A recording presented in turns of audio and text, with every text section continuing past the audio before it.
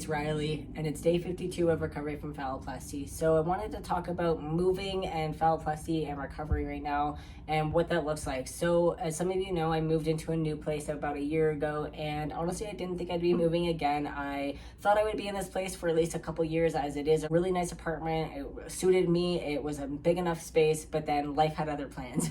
So my partner and I met about 7 months ago, but we've actually been dating for 6 months. And, you know, we've been kind of just coinciding at my place right now, especially with recovery. She's been helping me through that, and I really, really appreciate that. But we are definitely noticing it's a lot smaller than it seems, with especially the two of us here. So we definitely want a bigger space. So we've been looking at apartments.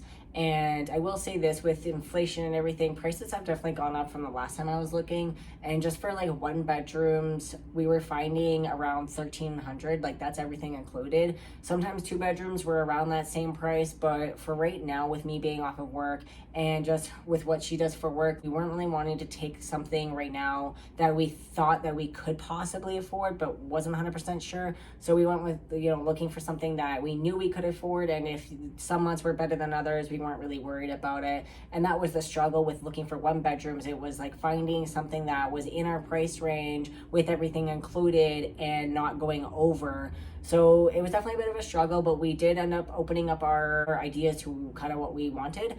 And we considered looking at also at studios and bachelor, just depending on the size. So I will say though, ultimately we did find something that we liked, and we found another bachelor. So this is a bachelor right now, but this is about 377 square-ish feet, whereas the other one we took was actually close to 600 square feet. So add basically almost 200 square feet to it. So it definitely gives us, even though doesn't sound like a lot, the layout was a lot nicer and actually gave us a living room area where we could actually have a couch and have a TV and have the extra space plus a kitchen, and not have everything like kind of constricted like this space. So 200 square feet is a lot, and it actually works for us. Plus it was in our price range, and we would both be able to coincide in a space together and still have separate rooms, which was really, really cool. Like the one thing I loved about it is, even though it was a bachelor, it didn't feel like a bachelor. It felt like more of a 1 bedroom.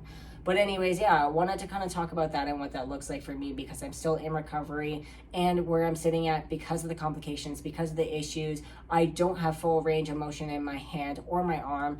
And also with lifting things, I can't lift anything right now more than probably about 5 pounds. It is restricted for up till 8 weeks post-op. And then from there, it's gradual, kind of like, gaining that strength and mobility back. So right now, I would not be able to really help with moving. So what our plan is, we are actually going to look at hiring some movers. And that will probably be actually on the day either of our move or the next day after. So our move date is starting on the 13th through to the 15th of June. But yeah, we are looking at movers. And then, with that though, we still have to pack everything. So that's one thing I guess I can do, which is kind of nice. I can pack a lot of the stuff though, depending on the weight, I may need some help lifting it or packing it. Same with thing actually with bending and twisting. I'm having to be kind of super careful about that, just because things are still healing. And I don't have full range of motion quite yet. I notice, like, depending on what it is I'm trying to reach, I have to kind of like do things a weird way, and maybe I can make a whole video on that. But it's just I have to be kind of cautious of how I'm moving about, just because, yeah, of the healing of everything still.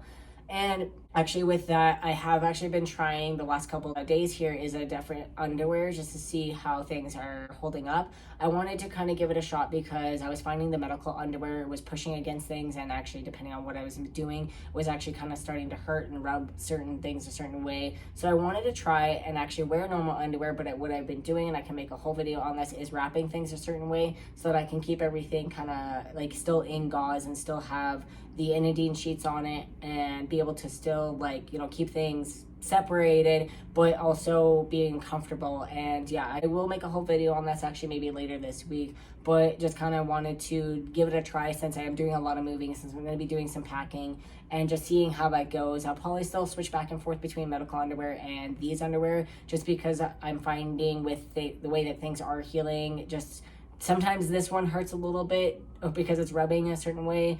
Other times I'm finding the medical underwear hurts. It depends on what I'm doing or how I'm doing things. So again, like, I'm having to kind of find this balance, but anyways, anyone who's considering possibly moving or has to move because their lease is up, or something happens where you have to move during phalloplasty, I will suggest getting movers to help with a moving process. If they can do the packing part too, great. Otherwise, you may need a friend or family member or something like that to help you with the packing, because again, depending on how soon after your recovery, I don't have full range of motion. I don't have the strength in my hands or my arm, especially this one, to be able to do that. So yeah, definitely recommended on that. And just make sure you're keeping a watch out for yourself and not over pushing or doing anything to strain the muscles or tendons or anything, because you don't want to injure it as it's still in recovery. But yeah, anyways, I hope you all enjoyed this video. Sorry about the noise in the background. But if you have any questions, comments, or topics that you would like to ask, always feel free to put them down in the comments. And as well, there will be a link in my description if you would like to click on that. It gives you access to my Amazon wishlist and recovery tip option if you would like to help and support in that way. As always, appreciate y'all being here and really appreciate you just being part of this journey. And yeah, thank you so much for watching. Bye-bye. Bye for now.